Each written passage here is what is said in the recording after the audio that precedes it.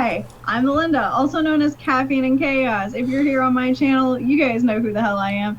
To my left is the wonderful, the only, Drake, the magic dragon mystic. How are you doing today? The working dragon mystic. You know I'm what? doing good. I'm doing good.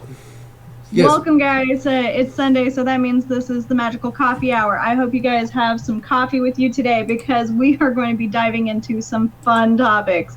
And by fun, I mean somebody's probably going to want to shoot me. But, you know, hey. Yeah, I'm sure we're going to upset someone today, and well, It's the internet, and if you're not pissing somebody off, then are you even doing anything right?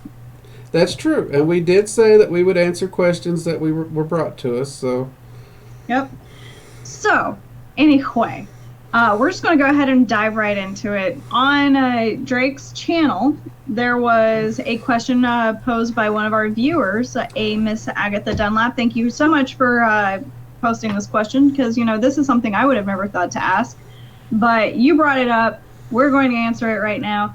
The question was, how does magic and cultural appropriation go together?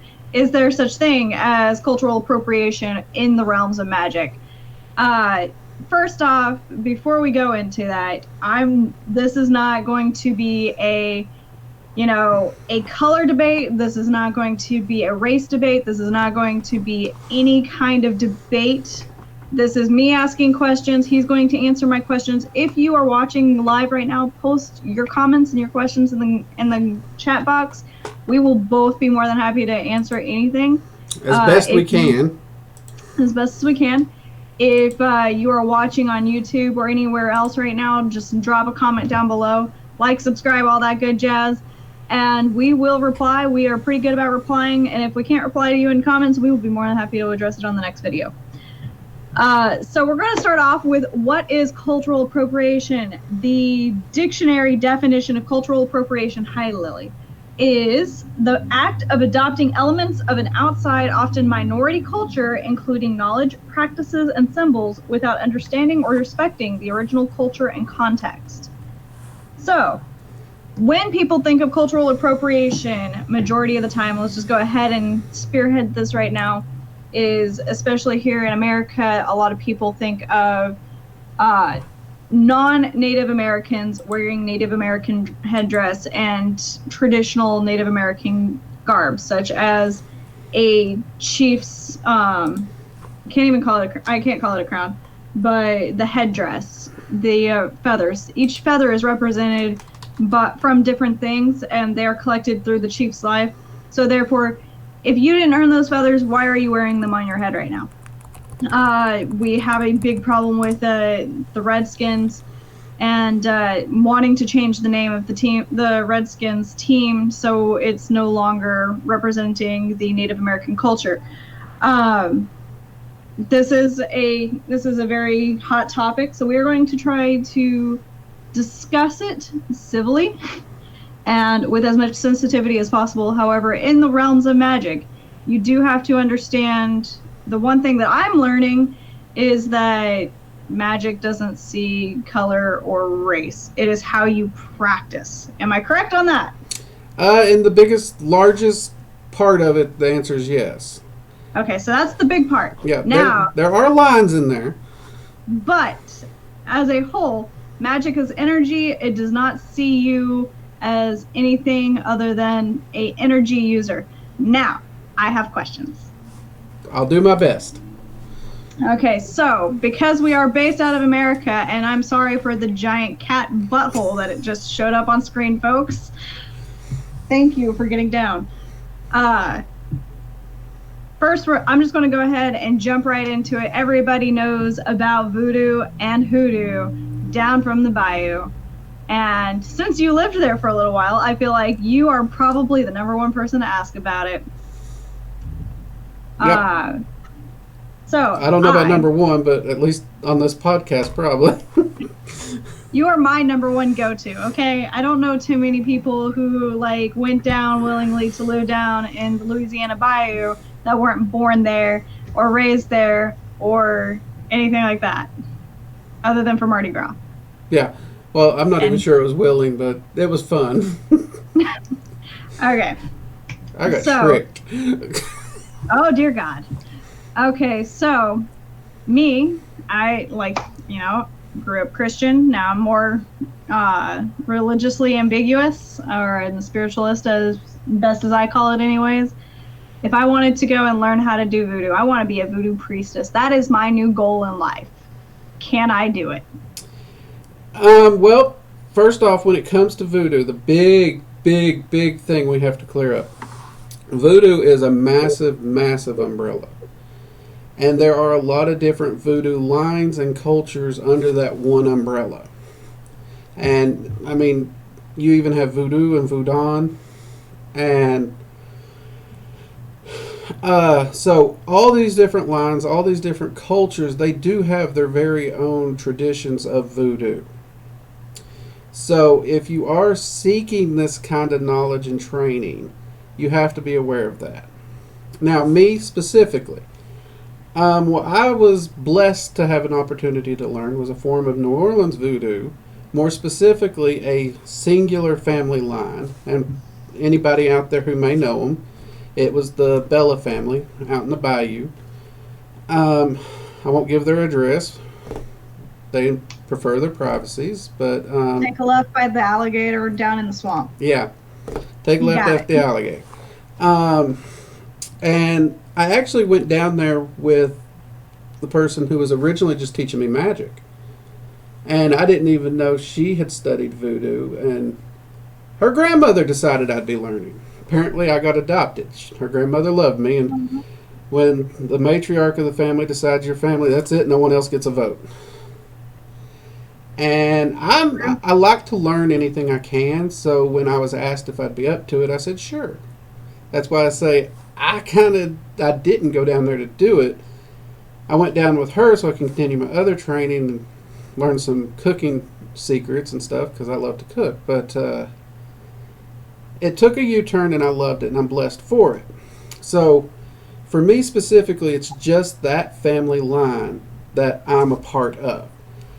And that's an important thing because you got a lot of people out there who they will go to Barnes and Noble and pick up a book on hoodoo and they'll start claiming Haitian voodoo.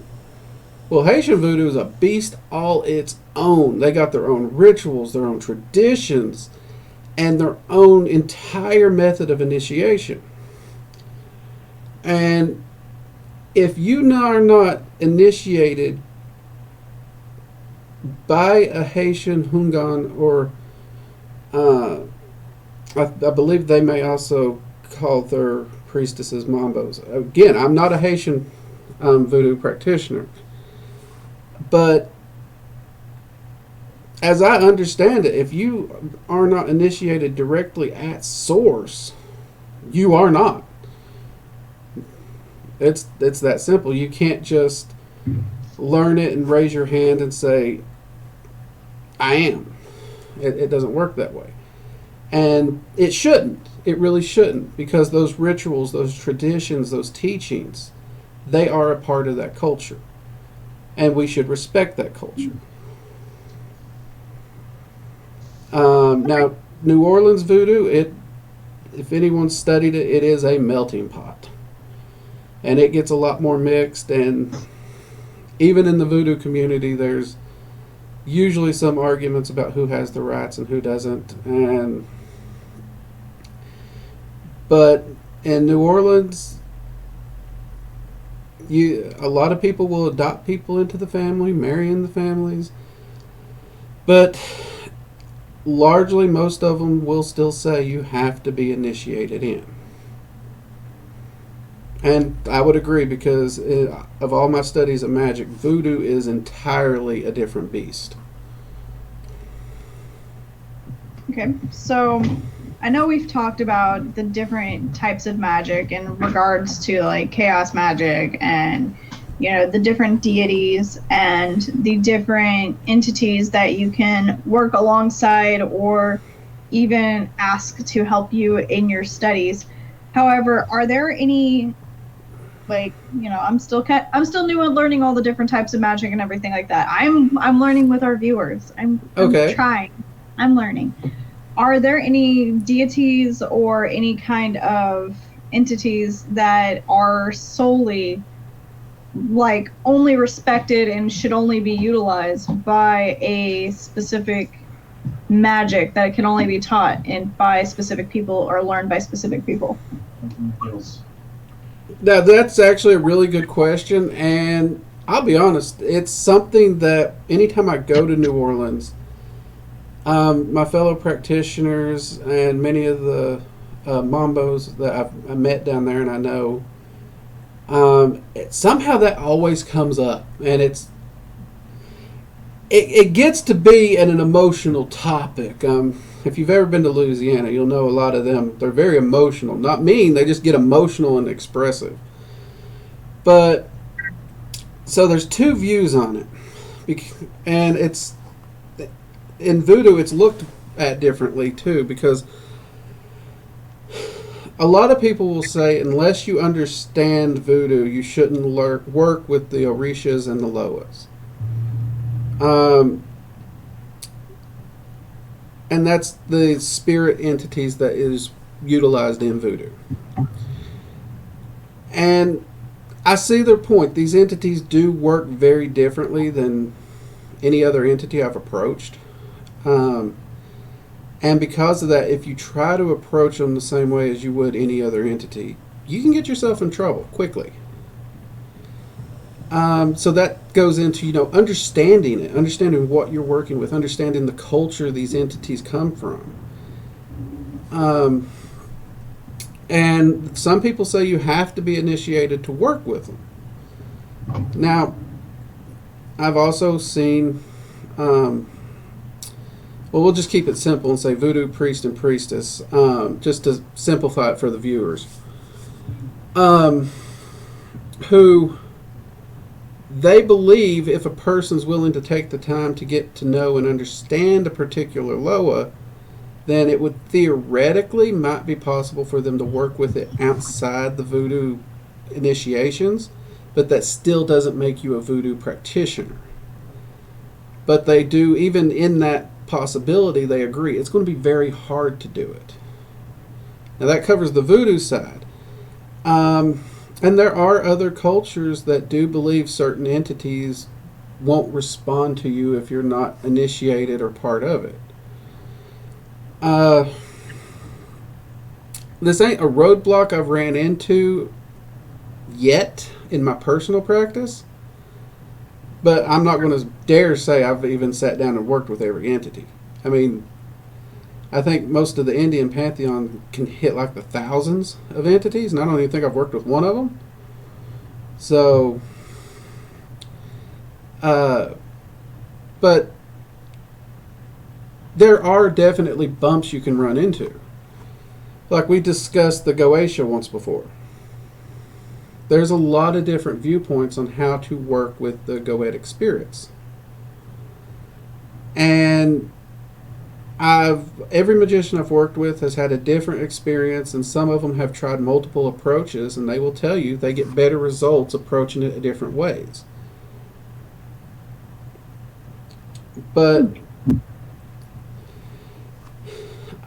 so you do get that. And of course, a lot of people, I'm sure, has heard all the hubbub about how Asa True and Norse magic and all this is making its comeback, and there's a lot of crap in there that we'll just call them purist. And they believe that you can't even touch it if that's not your genetic line. And in my experience, everyone I know who's not genetically tied to those entities, they've had no issues working with them. But those people do respect the culture still yet. Okay, so during some of my, because this is like, after we received this question, it's actually been something that has kind of been, in my mind a lot, because, the whole cultural appropriation topic has been a very, very fiery topic, especially online nowadays. And that was just kind of something when I started looking into more about like pagan practices and Wicca and, we'll just say the whole gauntlet, because I'm always learning. I'm always wanting to learn new things. And one of the things was that I came up with on Tumblr, of all places. Oh I did not Lord. realize that Tumblr had such a very significant had a significant witch. And what is going on? I don't understand. Okay, sorry, my mouse is apparently having like a conniption fit over here. Uh, but anyways, I didn't realize that Tumblr had such a hardcore witch like community on it. There's like a full-on hashtag and everything for it. I was unaware. I'm learning all kinds of new things without even trying. But one of the posts that somebody had done, if I find the post again, like I did like a quick glance over it. It was basically the top 10 rules for new witches, right? And it was kind of like one of those like, hey, don't beat yourself up because you're a newbie. Here's some guidelines so you understand like what it means to be a good witch and blah blah blah. And like one of their like number one, number two rules was don't steal from other cultures. If it's not a culture you're familiar with, don't do it. And I think that is definitely something that I've been kind of curious about, because I know you've talked about the different entities and the deities that you have worked with. You said you've worked with even Jesus. You've worked with Yeah. Norse gods. My cat, like everything is just going insane over here. I don't know. Maybe I'm pissing off some spirits right now. Caffeine and chaos. I mean, shit, everything's going crazy over here right now. I wonder if it's my father like pissing the cat off right now. Anyways, where did my train of thought go? Oh yeah, sorry. So I like you just said that you could work with pretty much any entity. Like some cultures say don't do it.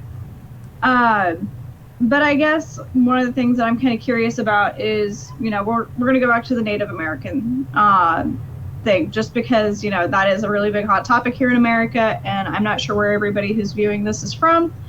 But, we'll say with Native Americans, they believe in the shamanism and the witch doctor healing practices and the chanting and the asking for the ancestral's help for, curing illnesses and banishing bad spirits away and all that negativity.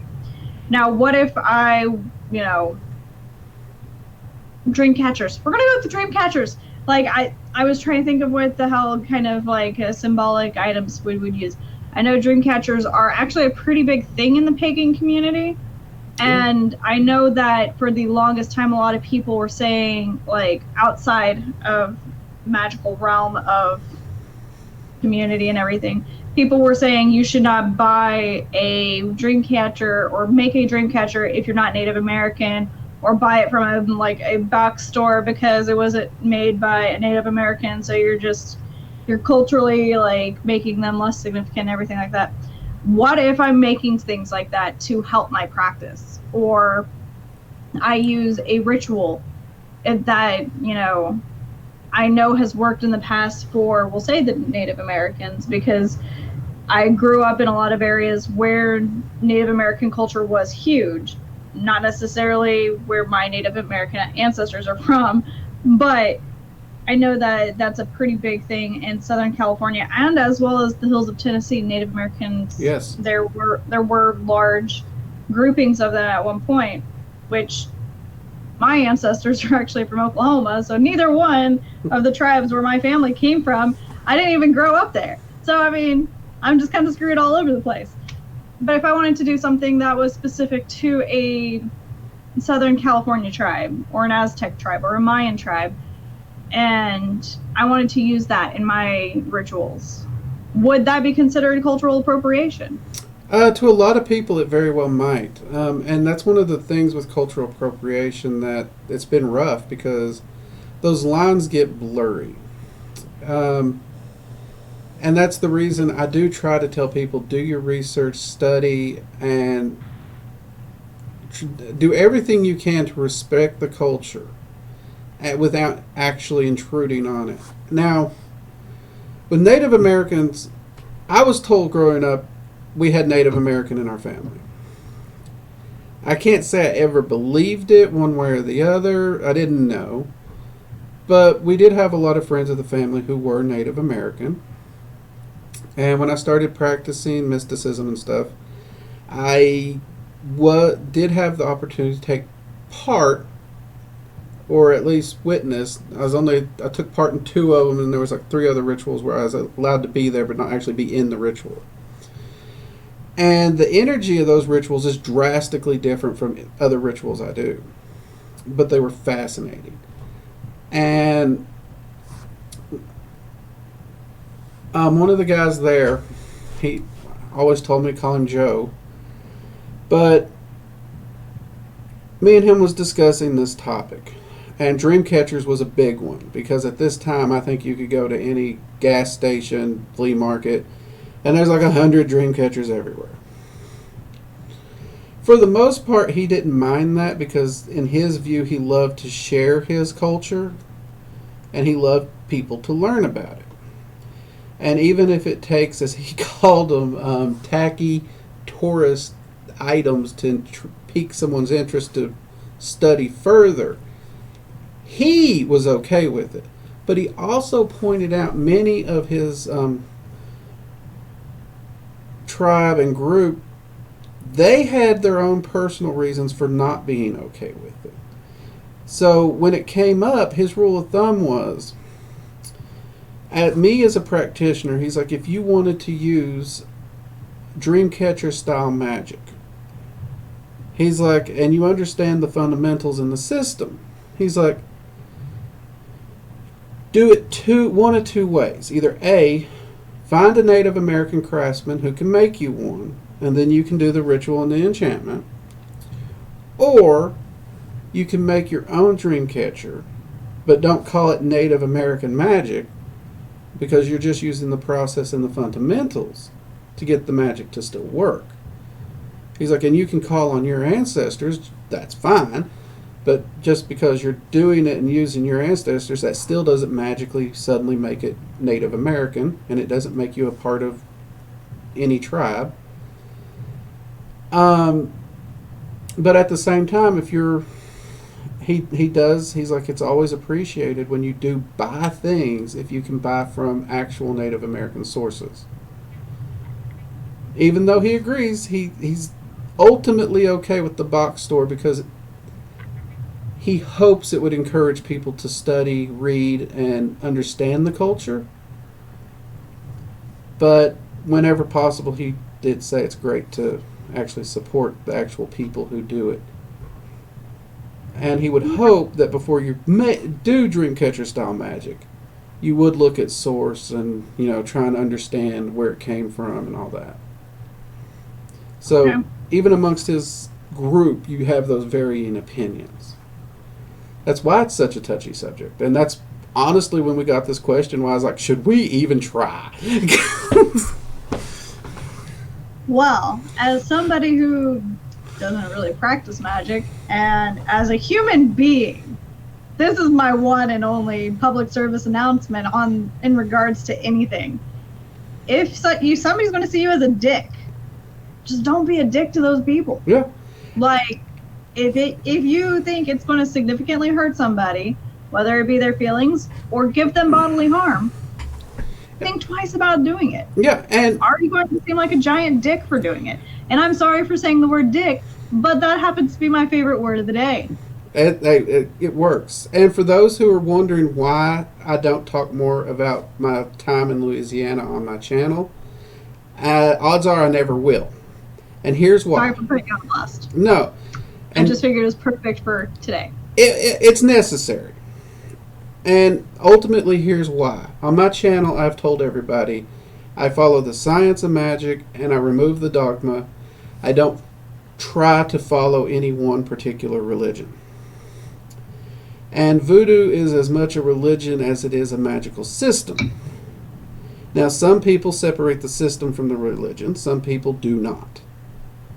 Now, I have made the joke I am the shittiest voodoo practitioner ever because I really don't grasp the religious side as much as even I probably feel I should. Everyone who I've made that joke to, they give me the stink eye because they apparently disagree. But since my practice is so far removed from the religion, I really don't talk about it. And I don't view myself as particularly qualified to teach it, especially in the way I do the courses at the school or in YouTube. And without naming names, let's be honest, someone released an online voodoo course a few years back, and I don't think I've seen a bigger hornet's nest get stirred up. But at the same time, it was an individual who was releasing what he referred to as a Haitian voodoo course. And I honestly don't know if he ever got initiated, and that was kind of the line. And then there are people who say no white person can practice Haitian voodoo. And he was. So it's one of those things, it stirred up a massive hornet's nest. But, so yeah, that's not probably something that will get covered on the channel. And it is because I want to respect those religions. I'm not out to put down any religion. No. Now, vegans, on the other hand, I'm just kidding. However, there is one teaching from Louisiana that he will happily, brag about every once in a while when you get him in the right mood. And it has nothing to do with magic. Oh, gumbo. He makes good gumbo. Oh, gumbo. Well, so, I admitted my original reason for willing to go down there. See? Okay, so I'm going to go back to the original dictionary definition of cultural appropriation, and Drake covered every portion of it. I don't think he even realized I was going to be throwing a dictionary definition out there. Wouldn't be the first time I had a dictionary thrown at me. At least I'm not throwing the Bible at you. That's happened too. I said I'm not doing it. Actually, my favorite preacher, I love him to death, Kermit. Love him. Did you say Kermit? Yeah, like the frog? Kermit Sargent. Oh. So anybody from my hometown who knows I love that anime, Sergeant Frog? No, that's this man's name. I mean, he was my dad's best friend's dad. That's how old he was. So Kermit was actually something of a... So Grandpa. Yeah, a regular name. But I came in, and I mean, I hadn't slept in days. And he looked at me, and he's like, "You're going to fall asleep." And I was like, "Kermit, I don't mean to be disrespectful in any way." I was like, "I might. But if you don't mind, just come over and wake me up. And, if I doze off, just wake me up." And he's like, "Don't worry, son, I'll do it." Well, I dozed, and he just came over and boom, hit me with the Bible. I was like, there wasn't nothing I could do. It's like, I asked for that. I love that man. He was cool. He was a true Bible thumper. That's what I like. But he was so understanding. He was a cool guy. I like that. Sorry, okay, didn't mean to interrupt. It's all good. Going back to that textbook definition, though, ultimately, you are not respecting the original culture or the context of whatever you're doing. So, do your research. That is, key. I mean, that's what we're here for. We're here for learning. This is kind of my own research on what I want to do with myself. If I do want to continue down a magical path, I might. If I don't, there's a million other options for me. Right now, I'm just looking for spiritual guidance, and I'm learning along the way with all of you who are watching and getting your knowledge on. But respect the original culture that the magic source is from. Yes. If you are wanting to practice a magic, then don't go willy-nilly diving in and calling yourself a voodoo priestess. And let me tell you, I don't look good in little tiny skulls and wooden beads and feathers in my hair. It's not going to happen. I'm not going to make myself into a priestess. I just can't. Can't see myself down in the swamp at lands. Me and gators, the only thing they're good for me is eating. So, yeah. So with that being said, if you are wanting to learn a magic, then do your research on it, because if you need to be taught by somebody who is a master of said magic, then you need to seek out a new master. You need to seek them out and see if they're willing to teach you. And Yeah. see, basically become a Jedi Yeah, is what I'm getting at. And here's another thing, people. And I've seen Raven and so many other practitioners in Louisiana run into this. If you ask them to teach you and they say no, 99% of the time they aren't just being dicks about it. They have a reason. It could be time constraints. It could be they honestly, energetically, they're tapped out for other reasons.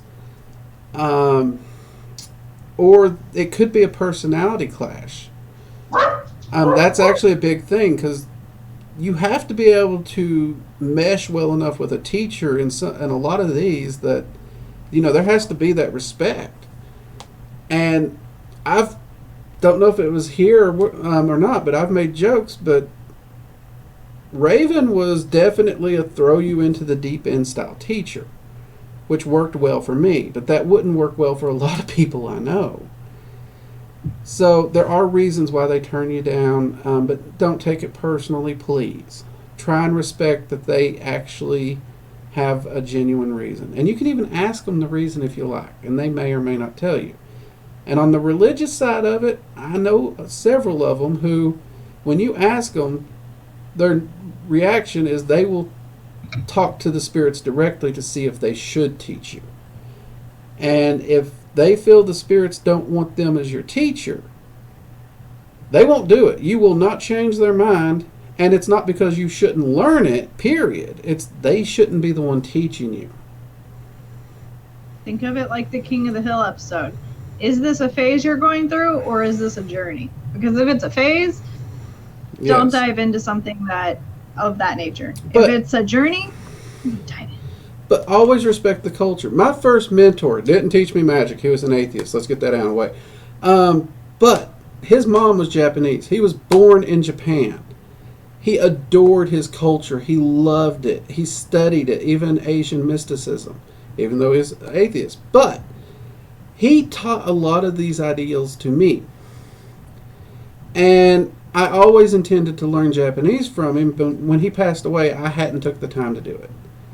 Now, I don't claim any type of Asian or Japanese magic. To this day, I still can't speak Japanese, which sucks. But that is a culture I adore, and I love it because it did help shape who I am. But at no point am I going to raise my hand and say, I'm Japanese. So, you have those things. You have those. They can help you. You can learn from them, and they can shape you without you disrespecting the culture.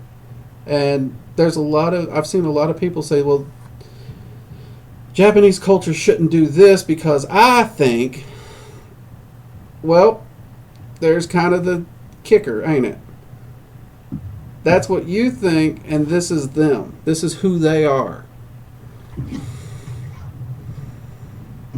It's also a really good idea to even just have friends who practice or are aware of that culture. Yeah.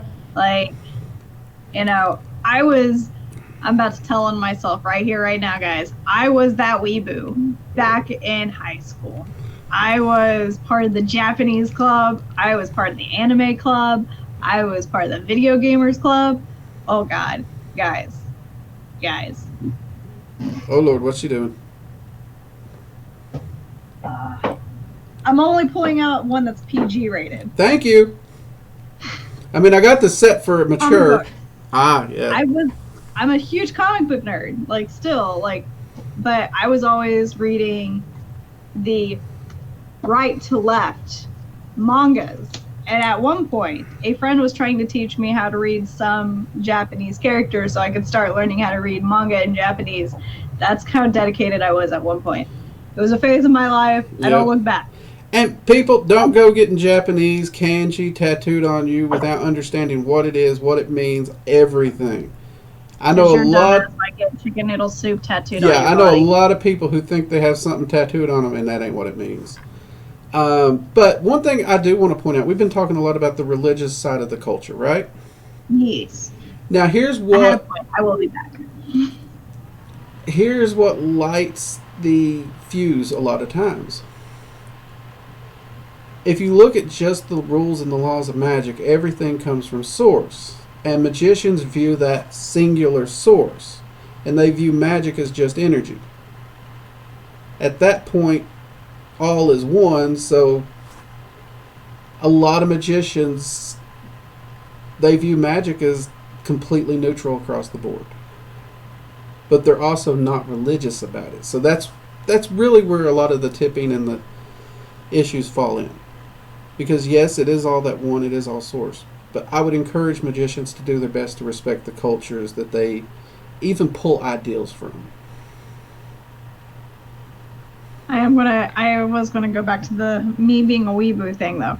However, the one thing that I did learn, because one of our, who were they, advisors, I guess, one of our club advisors, because you had to have a teacher be like overseeing the club you were in, because let a bunch of hormonal teenagers run a club. I mean, come on, that's a recipe for disaster. Anyways, I do remember our anime club advisor. He actually was from Japan. I don't even remember what he taught. He may have been like one of our art teachers or math teachers. I don't remember, but he wasn't ever one of my teachers. But anyways, he is like, I am very thankful for these kinds of classes. So you can, even if it's just the pop culture side of things, be exposed to the Japanese culture, because it is a way for you to understand, a lot more about Japanese culture outside of just what you see on TV. Because a lot of Japanese animes and mangas put a lot of cultural references and significant cultural references into them. And so all I'm getting at is, make sure that it's a culture that is happy with sharing with outsiders, because if it's Japan loves it. Oh yeah, they like are like, hey, you want to wear a kimono? Here, we're gonna send you like 7. I know somebody, their house got egged, stoned, windows broken out, everything because they have a kimono. Now here's the thing: they went to Japan on a trip, and they were gifted this kimono during a tea ceremony that they were invited to. Japan loves to share their culture. I mean, I admire it. They want to share knowledge and wisdom and culture. And food. That could be where I picked up a lot of my ideals, considering, my mentor. And to have people who are non-Japanese start throwing stones and destroying property, claiming cultural appropriation, that's an issue. That might be an overreaction if I ever heard one. But there are cultures that don't want people interfering with it, and you should also respect that. Facts. So, we've touched on a lot of this. We have. And I feel like we've driven home a pretty big deal about it.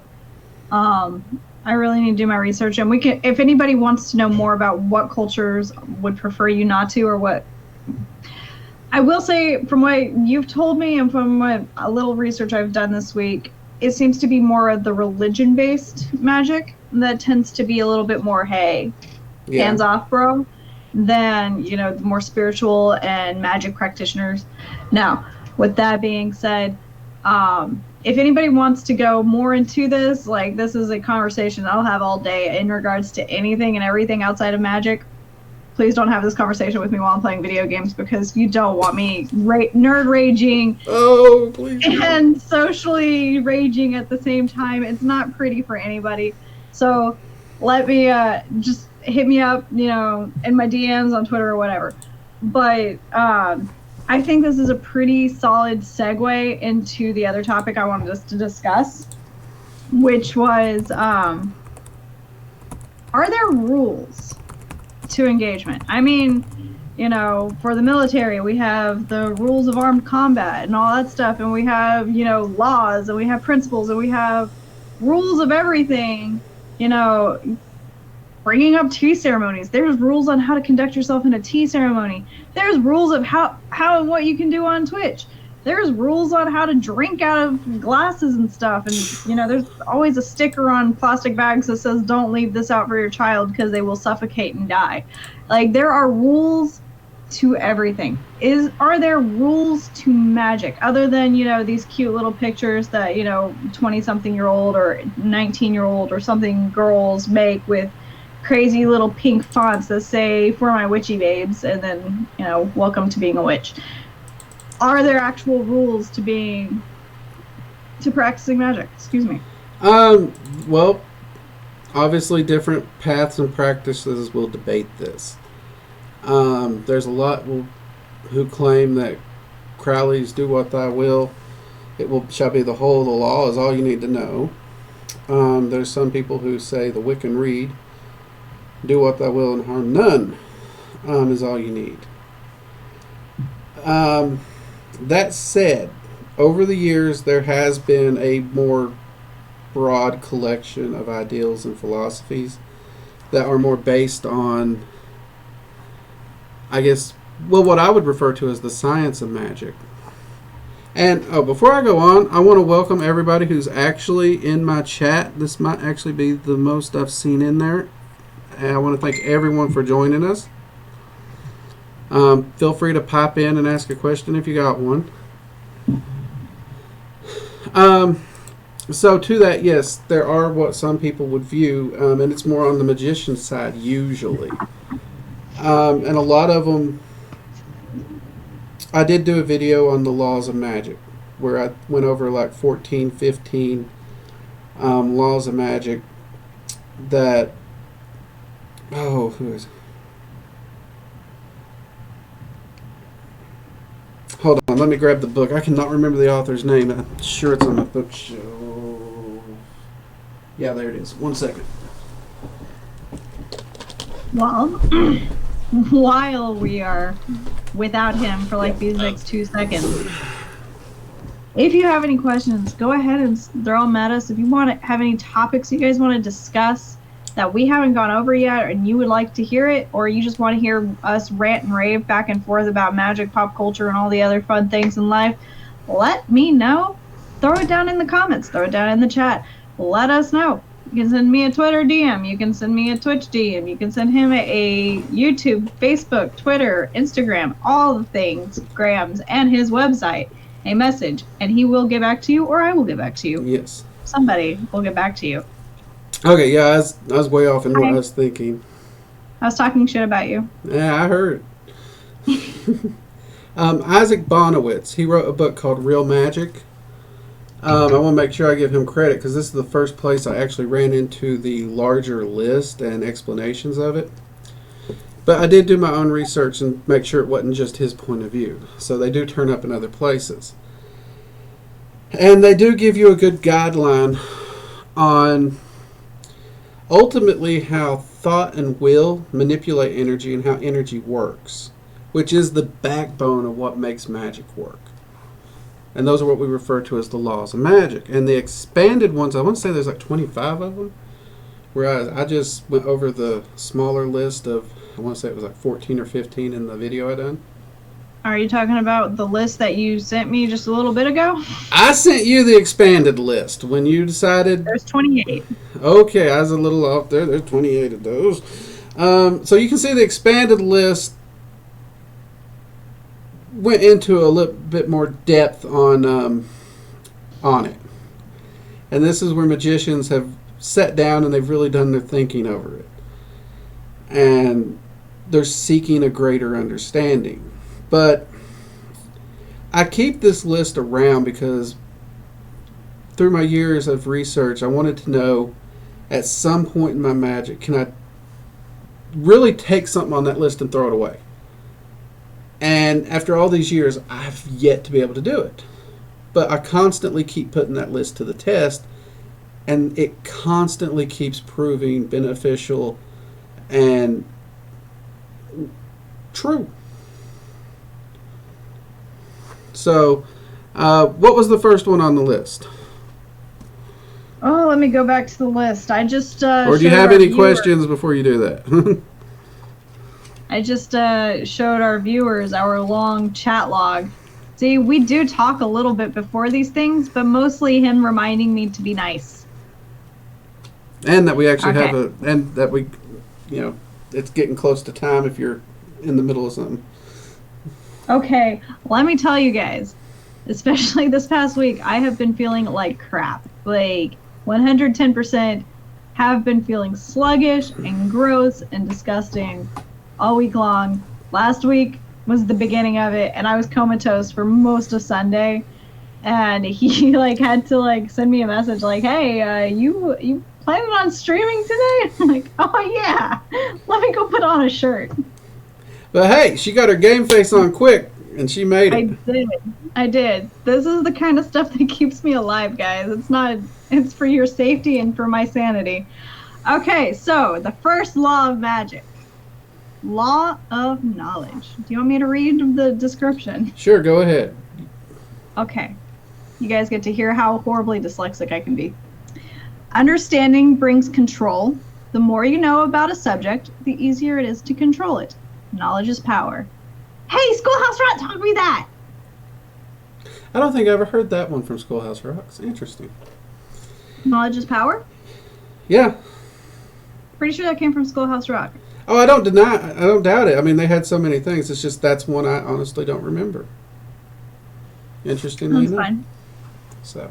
That's fine. It was a little closer to my generation. Yeah, and I mean, that one is probably one of the easier ones because honestly, the more you understand something, the more you know about it, the easier it is to operate it, control it, and even you can use the word manipulate it to what you're doing. I mean, take someone who knows everything about cars and someone who just knows how to drive. They can both drive the car, but one of them can pretty much remodel the car, rebuild it, can repair it, everything, and manipulate it how they want. Whereas someone like me, I can change tires and do basics, but if you want anything beyond that, if you want it souped up or anything, I'm not the guy to talk to. I couldn't even put a stereo in it. I mean, come on, that's easy. You just use a YouTube video nowadays, right? Well, that's true. That's true. I might be able to learn it from a YouTube video, but then I'm gaining that knowledge, see. It's factual. Okay, next law. The law of self-knowledge. The most important magical knowledge is about oneself. Familiarity with one's own strengths and weaknesses is vital to a magician. Know thyself. Ooh, can I explain this? Can I explain this? Go for it. This is me. I know me. I know what I'm capable of. I know I'm terrified of Ouija boards. I know I don't want to talk to ghosts. I know my limitations. I'm not going to go and start summoning demons anytime soon. I'm not going to go do that. So you probably shouldn't either if you know that you are not strong enough to handle those kinds of magical powers. With that being said, if you do know that you have the capacity to handle that, and you do have the knowledge of the subject that you are wanting to ascertain and get a good hold on and encrypt and everything, then go forth. Do your thing. That is part of it. Very good. Okay. And some people would even argue that this might even be the most important of all. Because we are talking about how energy works. And when you're manipulating energy, you're starting from point A, which is you. And mastery of the self spreads out like ripples in a pond. So the more you can master yourself, the more you can master energy externally and cause better external change as well. And part of that is understanding your fears and pushing those limitations to find out how much you can grow and expand. But part of that is also understanding what your goals are, because like you said, you don't like Ouija boards. Okay? There's a lot of ways to accomplish what a Ouija board does without ever working with Ouija boards. Then you said you're not really big on speaking with spirits either. So you have to understand what it is you're seeking to gain. Because if you decide one day, if you wake up and it's like, it'd be great to have a conversation with Odin. Well, there's only one way to do that. You're going to have to break your rule. And you're going to have to examine yourself and examine your fears, and you're going to have to work to overcome them and find a path that works for you and you're comfortable with in pushing your boundaries. Does that make sense? Mm-hmm. Now, that doesn't mean that just because you're afraid of it, you should go up and smack it. It almost made me look like coffee. Don't do that. Fair's fair. You almost made me do it the other day. Okay. So, and that's important, because I do know a lot of people who read it that way. It's like, well, this is what I'm afraid of. I should confront it. I have to confront it. People, I'm afraid of heights. I have never went skydiving. Oh, I've done that. You're not going. No, it took forever for me to even get on an airplane, people. So I'm not going to start jumping out of a perfectly good one.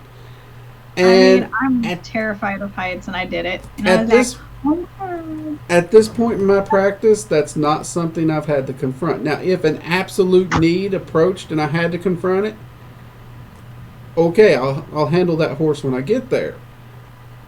But that's not something that is needed, required, nor at this point in time, at the very least, will advance my practice in any way.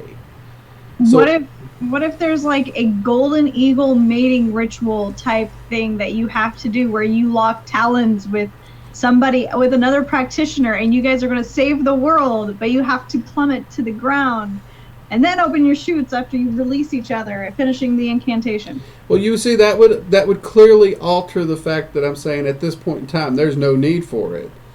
And if it would take me jumping out of a perfectly good airplane to save the world, I would at that point do that. But you better give me some guarantee that that's going to work also. You're going to raise Godzilla. So, yeah, so that changes that point. That's why I said at this point in time in my practice, it really does nothing. Now, at the same time, there's two sides of that. I say at this point in time in my practice, right? Mm-hmm. Okay, well, there's my practice and there's my personal growth that I seek. Now, if I wake up tomorrow and decide, okay, screw this, I've had enough of this, I want to confront this.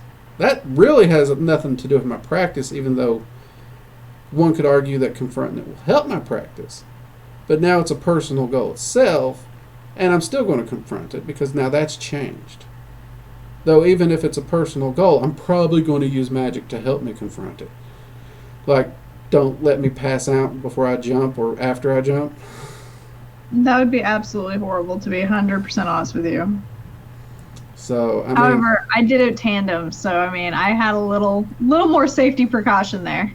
Oh, I'm tandem jumping if I ever do it. I'm not lying. I'm taking someone else with me at the very least. It's like, you're the instructor. If I pass out, you're pulling the cord. And if I piss myself, I'm sorry. That's it. I like the next rule. What's the next one? In dumb Linda terms, it's karma, bitch. But law of cause and effect. If exactly the same actions are done under exactly the same conditions, they will produce the exact same results. Similar strings of events produce similar outcomes. Control every variable, and you control every change. Lots of luck. Yep. This exact expanded list, I think I got this out of one of Oberon Zell Ravenheart's books. Yeah, and that particular phrasing, it's accurate. And we'll actually get to two of them that actually is more karma based than this one. This one's almost like clockwork. It's like machinery. And you're trying to control a lot of threads in a giant fabric weave that makes the multiverse. And that's why people think I'm crazy when I say I demand 85% results from my magic. Because I have to figure out the process to narrow that window down to those perfect results that I'm seeking. And the reason I don't demand that 100% is because inevitably there's going to be something in there. You don't see it, you don't know what it is, but it's going to change the direction of the way things are going that you don't predict. But in order to do magic, you're essentially trying to pull all the right threads in all the right places. But by understanding that, you're at least understanding there is a process and a system. So every time you do a spell, you can try to make it better. You can refine your approach. You can add mechanics to it, take away all those little things. And then once you figure out and get it to the point where you're getting the results you want, all you now need to do is repeat the process every time to continue with that result percentage. Does that make sense? Yeah. Okay. That makes tons of sense, actually. Okay, let's see here. My next one. Every time somebody sends me a message, it sends your thing like right up to the top. So I'm like, I gotta keep opening it back up. Law of synchronicity. If I mispronounce that, I'm sorry, folks. I suck. Anyways, 2 or more events happening at the same time are likely to have more associations in common than the merely temporal. Events rarely happen in isolation from nearby events. There's no such thing as a mere coincidence. I feel like we had a conversation about this last week. Yeah, we did. I mean, this is in some ways the butterfly effect. And it does tie in with the previous one because you can't throw, basically this is you can't throw a pebble into a pond and not affect everything else in the ecosystem in some way. Because it changes the entirety of the ecosystem at some level in some way, even if you don't see it. And when that change happens, you can't go back to the way it was. Both the pebble itself and the pond has completely changed. Okay. All because of that one event. Damn pebbles, changing ponds and stuff. Actually, Jurassic Park, Ian Malcolm's description of chaos, where he does the little water drip thing. That's a pretty good description of that. If you want to bring that pop culture. Oh, okay. Every time they stop, or every time it stops, it goes. No. They're in the car, and he takes a drop of water and puts it on her hand, and it rolls off. Oh, okay. And then he puts the drop in the same place, but the direction changes, and he asks why. And then he points out that when the drop hit the hand, it actually, and they wiped it off to dry her hand off, it moved the skin, it moved the hairs, it moved all those little things that you're not necessarily seeing, which was part of what caused the drop to move a different direction now. Okay. I remember this. It's been a while since I watched that movie. See, I have some pop culture. Look at you. You're smarter than me most days, so, you know. I don't know about that. I was going to say you're almost as smart as me, and then I was like, wait a second. No, you're actually smarter than me. So, next rule that you sent over to me. Look at him. I'm trying to take care of my college shit, and he's trying to make me learn other things. He's a terrible influence. Law of association. If any 2 or more patterns have elements in common, the patterns interact through those common elements and control of one pattern. Facilitates control over the others. The greater the commonality, the greater the influence. Commonality controls. Mm-hmm. This is essentially where we get candle magic, poppet magic, and the likes. If you can draw a connection or a correlation between 2 things, you can use it to facilitate a change in the energetic pattern of the other. So, if I was to get me a black candle and carve on one side of it, the Linda, on the other side, carve into it, caffeine and chaos. Yeah. I have now created an object and an item that has that connection, essentially, to you. And I can now do protection magic or banishing magic to help you. Using that as my focal point, I can cause a change in the energy around you for your benefit. But I need you to do that like 100-fold, please. If I recall, I've done some spell work for you. You have. Now I just need some of it to come into fruition and bring me happiness and not lead to me, like, strangling people, because that could happen anytime. Well, most of it was for healing and stuff, which came to fruition. This is true. I haven't been too sick lately, other than, this past week where I feel like death. Yeah, I think they all. Every time you've had me do healing spells, you got better quick. Which, yeah, it's factual. I mean, I can only go from my observations from what you post usually on Facebook, but it does seem you get better quicker. It's true.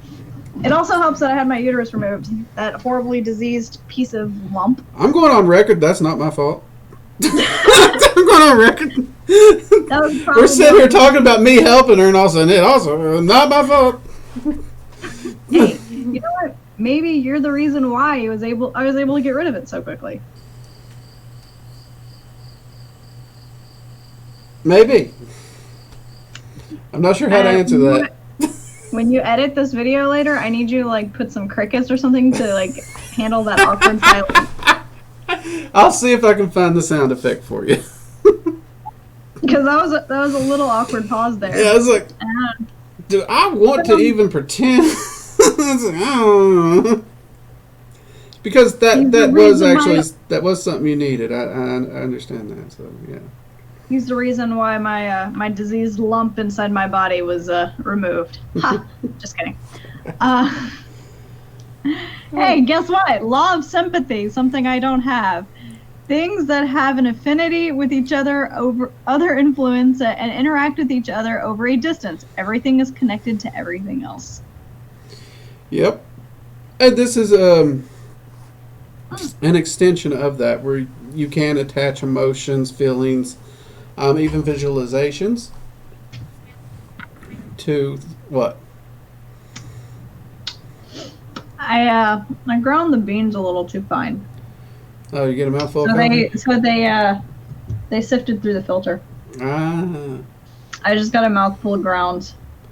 I just drink it anyway. I mean, you're talking to a guy who's had peanut butter and coffee ground sandwiches before. It wasn't very pleasant. It wasn't what I was expecting, because I was enjoying that nice smooth flavor, and then all of a sudden, bleh, I was like, oh, hello. Yep. I'm enjoying a new coffee Seffi picked out, so that's pretty good.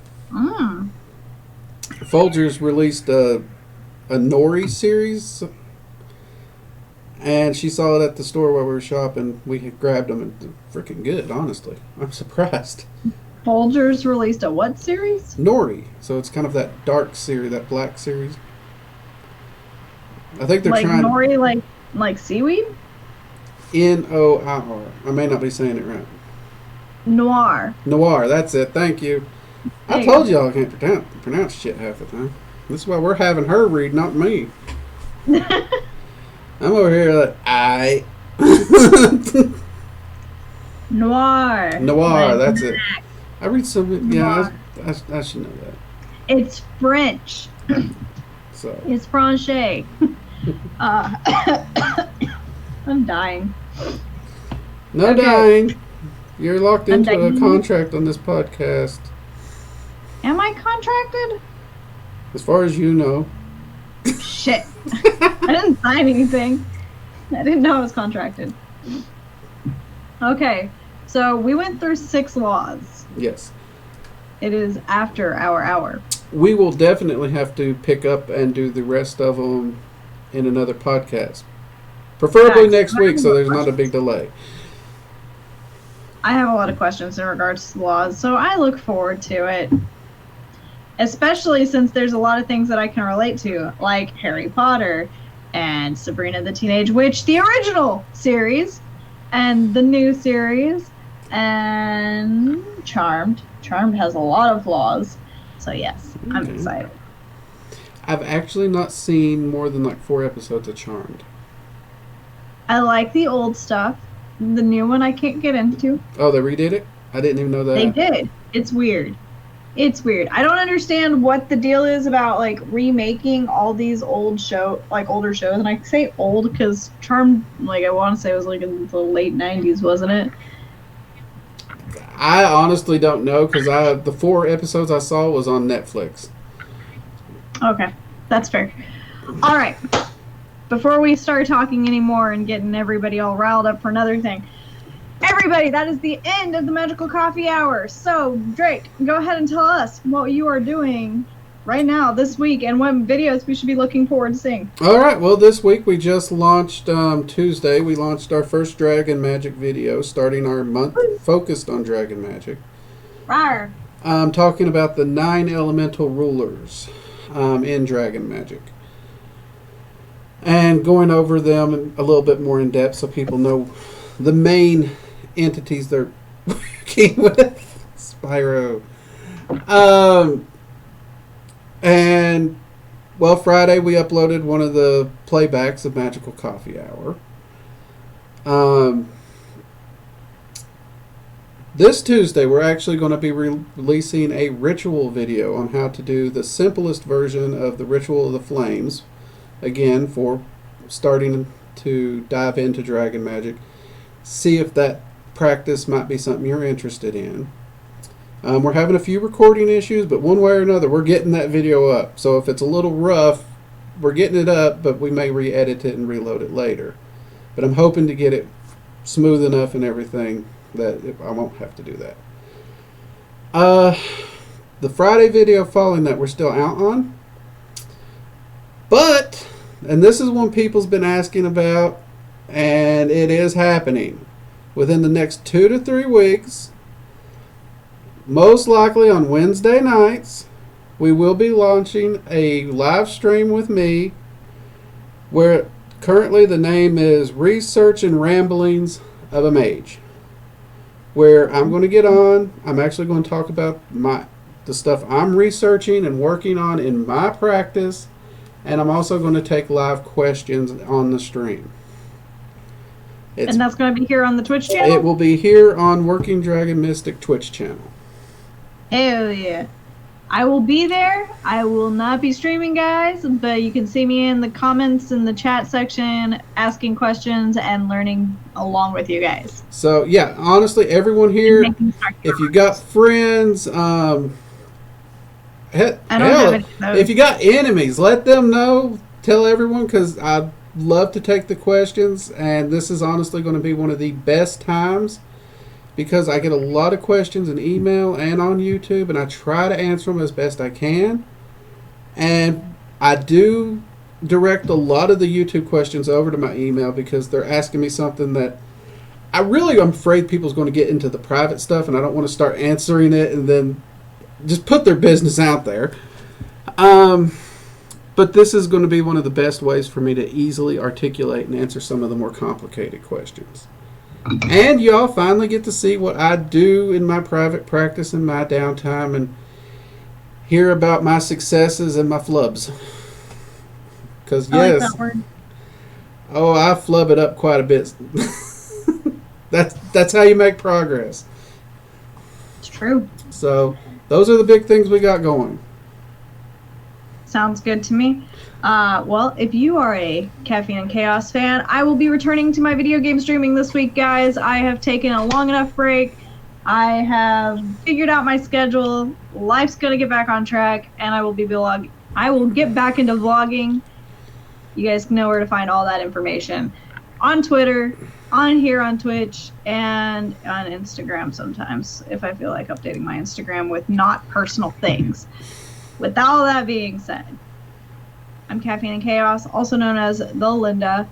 This handsome devil over here is Drake, the Working Magic, the Working Dragon. You just can't say it today! No, you're not allowed to get off here till you say it. Say my name! Say my name. Okay. Drake, the Working Dragon Mystic. Hey, she got it, people! I got it, guys. I did the thing. I am so proud of myself. Okay, so before I embarrass myself any further, I'm going to get off of here. So have a great week. Have a great day. We will see you guys on the next Magical Coffee Hour. Bye! Take it easy, everyone. Bye-bye.